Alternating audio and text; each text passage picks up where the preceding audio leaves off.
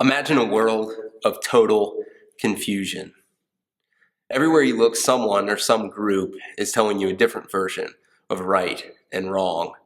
And political groups spin wild tales about their opponents and declare you incompetent if you don't buy into their ideology. There's talk on the streets of doom, riots, maybe even rebellion. It's all so confusing that left and right are a dizzying blur, and up and down are indiscernible. This is, of course, the world of Jesus. You see, the common person in Jesus' world had enormous concerns. They were concerned that they wouldn't have enough bread at the end of each and every day to survive. The people of ancient Judea lived under Rome's bloodied shadow, so they were subject to Rome's hefty taxes, and to Herod's taxes, and to the tax collector's extra cut. Most people were giving away 35 to 40% of their income in an already financially perilous environment. And so, their leaders squabbled over answers, over policies. The Pharisees said, "Follow the law and God will relieve us." The Essenes said, "Reject the system and God will relieve us." And the Zealots said, "Fight and conquer and God will relieve us." And most of them said, "At least sacrifice at the temple, and then maybe God will hear our prayers and relieve us." Of course, Jesus shows up, and he's different from all the other options. At first, he seems almost upside down to them.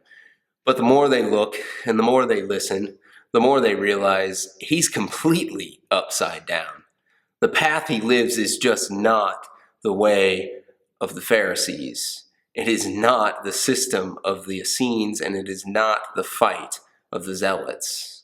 No, the path, the way he invites people to walk down, is about loving the unloved, even those who don't want to be loved. And even crazier still, he says that this upside down love comes straight from the heart of God.